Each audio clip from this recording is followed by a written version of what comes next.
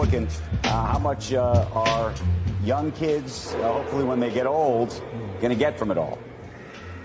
Right.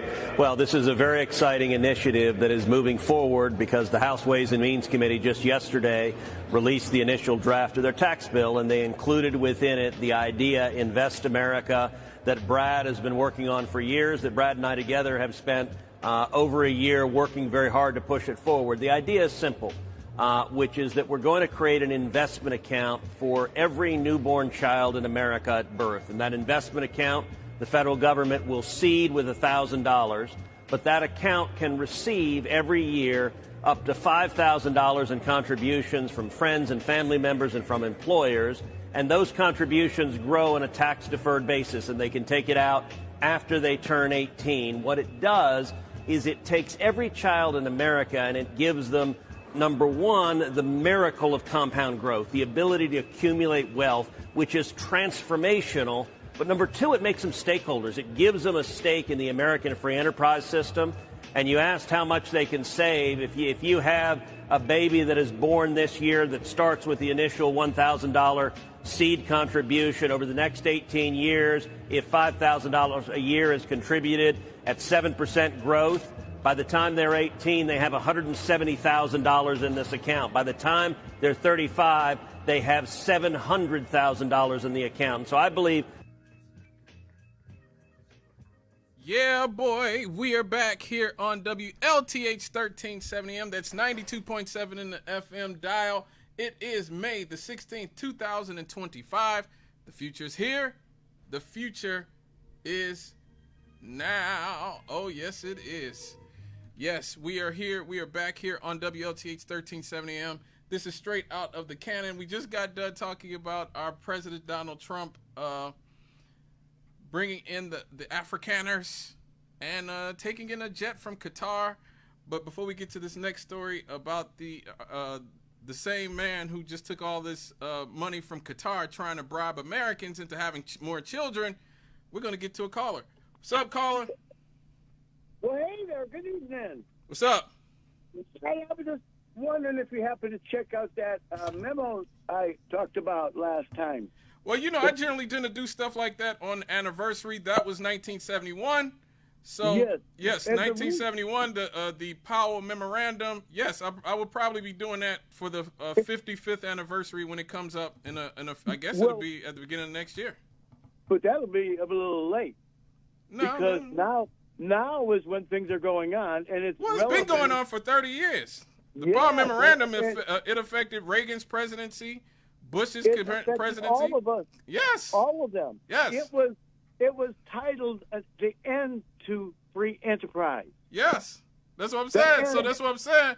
I'll definitely be doing that for the 55th anniversary when it comes up.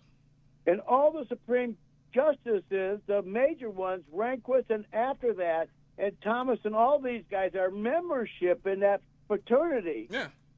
Yeah. Oh, yeah. Oh, yeah. But thank you for reminding me. Like I said, definitely for 1971, we will be covering that for the 55th anniversary coming up here pretty soon. I always like to cover stuff on important anniversaries, like different historical things on the different anniversaries. But thanks for your call, brother. Yes, sir. And you know, the thing with the budget right now, right? Yes, the idea that they're presenting, each state, their budget, their entire budget's based on what Medicare is and Medicaid is.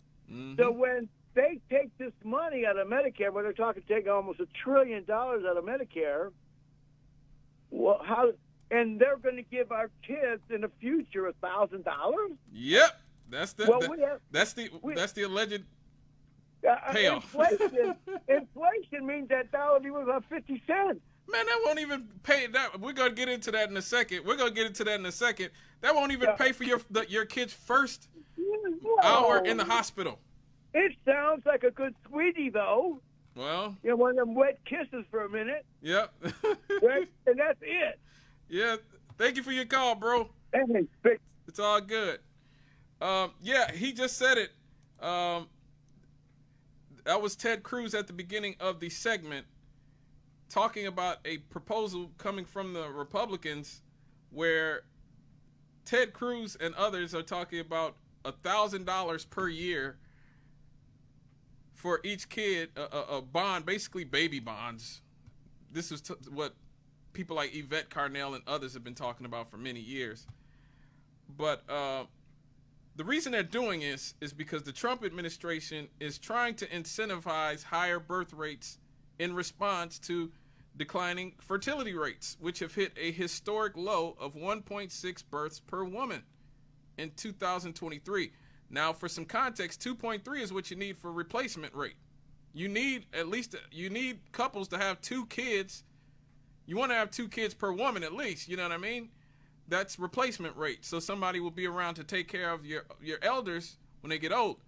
One of the other richest countries in the world is having this really big problem. Japan, they are, I think, currently the oldest population in the world, and they are struggling really bad because younger people are not having kids. And so you just heard what Ted Cruz is talking about here.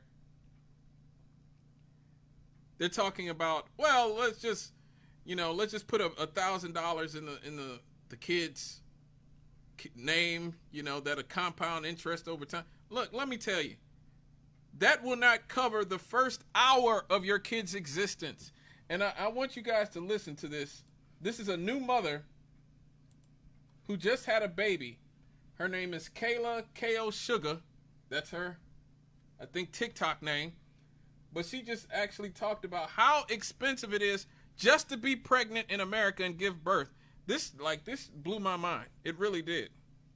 This is how much it costs to give birth in America. $44,318.41. I had my little guy 3 weeks ago, so they definitely wasted no time sending me that bill. I had a vaginal birth with epidural, no complications, and I was in the hospital for about 2 days. So I'm gonna break everything down for you guys and show you guys how much everything costs and how much my insurance did cover. A private 1-bed room and board was $10,100. Pharmacy was $89.40. Lavatory was $859. My epidural was $1,845. Labor room and delivery was $10,275. Specialty services was $585, and then other services was $1,347. And that's just one bill. We have multiple bills to go through, guys. But my insurance did cover $20,353.62. And then I also still have to pay my doctor who delivered my baby. So that was $4,395.85. And that's with insurance already. I'm not sure exactly how much it would have been without insurance. Then I did get another epidural bill, and this is just for the doctor, not the epidural itself. And that is $2,060.86. And then lastly, baby boy also gets a bill too, and his bill is $12,761.30,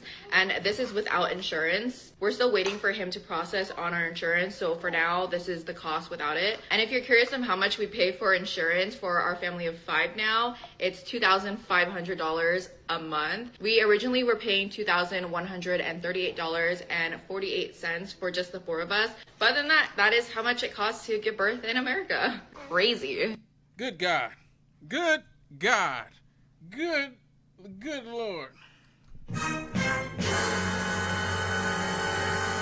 Jesus. They are charging people $50,000, well, over $50,000 basically to have a kid. And the kid itself ends up with a $13,000 bill himself or herself just for being born. So even after the parents pay for all this, the epidural and the room and all this, the kid itself leaves with a $13,000 bill just for being born. That I don't know who they expect. How they expect a newborn to pay a bill, but hey, this is so. One of the ideas from the Republicans is a $5,000 baby bonus for new mothers, which President Trump called a good idea at a White House event in April 2025. So you just heard this woman. $5,000 is absolutely nothing. That's not even half of what the baby owes by himself. The baby owes $13,000. He's in debt just at 3 weeks old. He's born in debt. And he has insurance. You just heard her. Their family has insurance.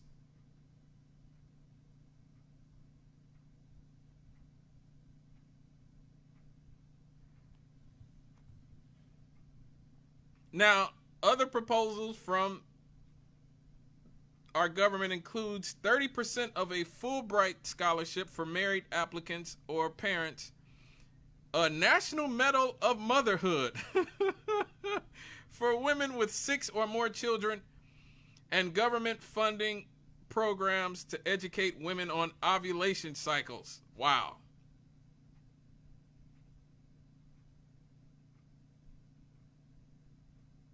These ideas stem from pro-natalist advocates, including Vice President J.D. Vance and Elon Musk, who argue that increasing birth rates is critical for economic stability and cultural renewal. Well, yeah, but you guys made it impossible for people to give birth. I want to remember what party was the ones who talked about welfare queens and Cadillacs and vilified women for having children. Who was that again? Who is that? I can't remember. Anybody want to tell me? Oh, man. Oh, boy. I just can't remember. Woo. Man. The Republicans. It was the Republicans. They were the ones who spent 30, 40 years vilifying welfare queens and Cadillacs, vilifying women for having children, forcing women into the workplace, even those who wanted to be housewives, who wanted to take care of their kids and stay home, because they wanted to force everybody to be a consumer.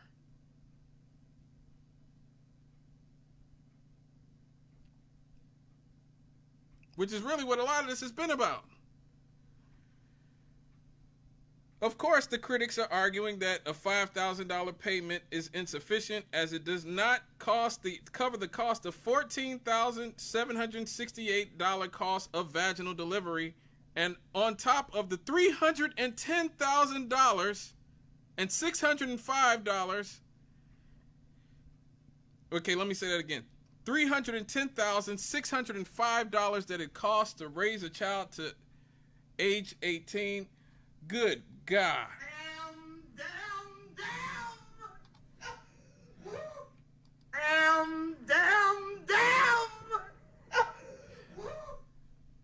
$310,000 to age 18. My God.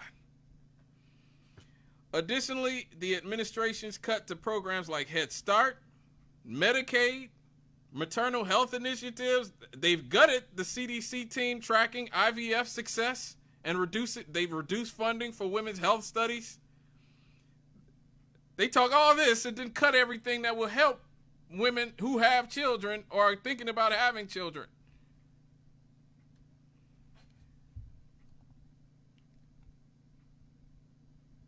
That's incredible. But that just shows you the amount of idiocy we have in our society, in the people who are running our country. Now you have people on the left who are advocating for policies like paid family leave, which I have to tell you guys, I know I sound like a broken record, but in most of the world, in virtually every rich country in the world, they have mandatory parental leave. Oftentimes up to 2 years. America's the only first world country without mandatory parental leave. So don't tell me America can't do it when we can bring in 200,000 Ukrainians, a bunch of fat South Africans. We can send billions of dollars to Ukraine.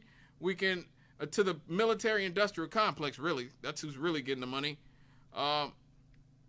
We could spend trillions in Iraq and Afghanistan and Libya and Syria and Afghanistan, Somalia, all these places. We could do all this, but somehow we can't have paid parental leave. We can't have universal health care.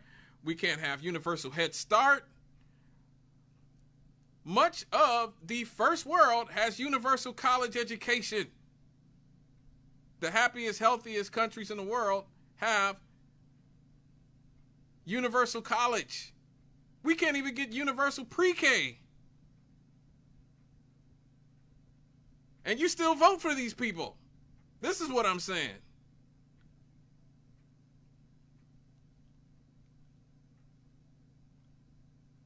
But much of what's going on in America and other first world countries that are suffering through the fertility crisis is that they had the situation where standards of living improved rapidly in the mid-20th century.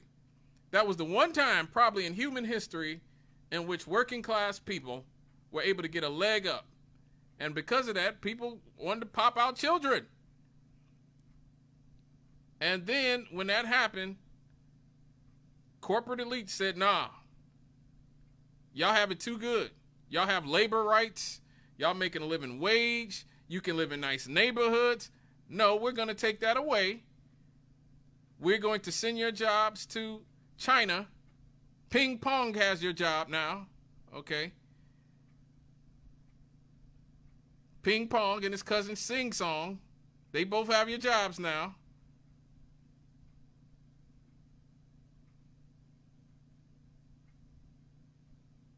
So you're just going to have to be happy working, for less than a living wage at Walmart and have to be on welfare while working a full-time job. And this isn't just a one-party situation. Bill Clinton is the one who signed NAFTA in 1994. He's the one who signed PNTR with China, permanent trade relations with China. That's why so many of our jobs ended up going to China. Welcome China into the World Trade Organization. One of the biggest mistakes, well, I won't call it a mistake because they did it on purpose. It was about humbling and disrespecting American workers and helping the rich get exponentially richer. And so the Easterlin hypothesis, I've been looking this up recently, basically states that high living standards eventually lead to low fertility rates because the next generation of young people who grew up with these high standards of living and can't afford to maintain it, in our case because our rich, greedy elites sent all the jobs overseas to satisfy their corporate overlords,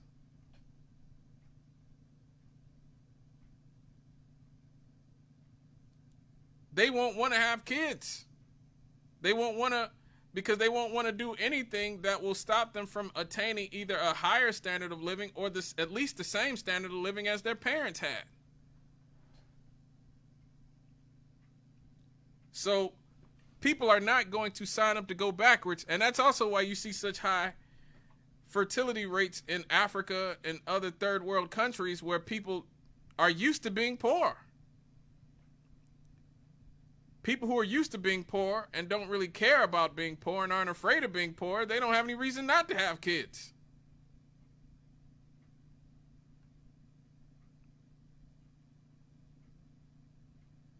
Plus, they're often more religious and all that other stuff,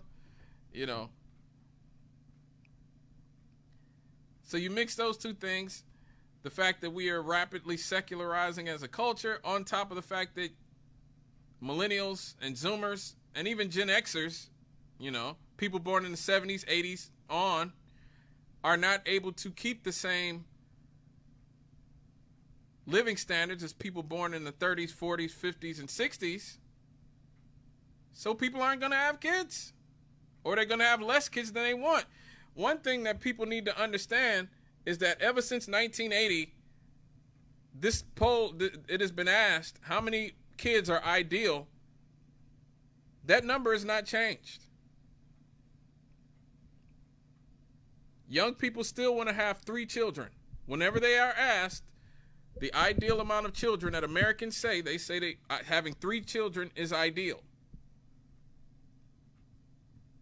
So it's not just that people want to have less kids. They don't want to have less kids. They want to have the same amount of kids that they wanted to have 45 years ago.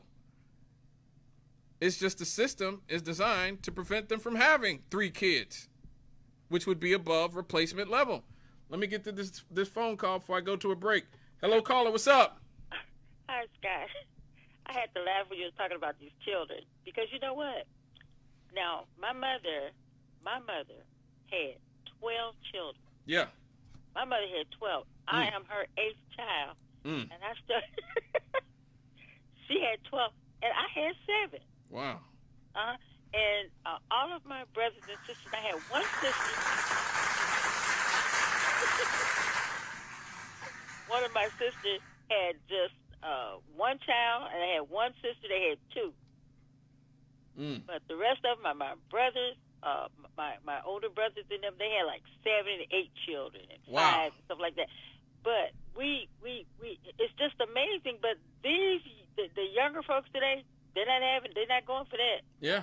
They are truly not going for that. And you know what? Sometimes, you really can't blame them because you got to take care of these children. Yep. And then there's no, to be able to get jobs and things like that, and to be able to maintaining these, it's very difficult. And I know even with mine, it was very difficult. But you know what? Somehow we made it through. My girlfriend used to always tell me, she said, "Cor, add another cup of water to the soup." That was my best friend. She used to tell me, "Add another cup of water to the soup." but yeah. And now my youngest now is 30, and my oldest is, she'll be 31. My oldest will be 42 or 43 this year. So it's been a minute. Wow. Yes, sir. But now of my children, of those children, I have one daughter that has just 1, and two of my sons have. One of my sons has 3, and one of my sons has 4. Wow. That's it. Wow. Uh-huh. Well, moms are the MVPs, and you guys are good at adding that extra cup of water to the soup, and so I salute you. We just celebrated Mother's Day last week, and so yes, we did. Mother's Day, mothers like you are exactly who I salute 100%, and you guys make it work no matter what. So you have to, and you know what? And every last one of them went to Gary School. Yes. Finished schools here in Gary, and some of them went to college. Yes. It's possible. It is possible. And with God, all things are possible. So I wouldn't just say, not have children because, I think I can't do it. Because I believe like this. Any time you get pregnant, I believe God makes a way for you to take care of that child in some fashion. God will make a way for you to take care of and have the things that you want. But sometimes we are selfish in the sense that we want to give them everything, but you can't give your children everything. That's you true. have to make them earn something. That's true. You can't just do that. All right, Scott, you have a. I love listening to your show. Oh, well, thank you so much. I'll be trying to make it my business to get down here at 7 o'clock, at 6 o'clock. Well, thank you so much. I appreciate it. Call back anytime. All right, take care.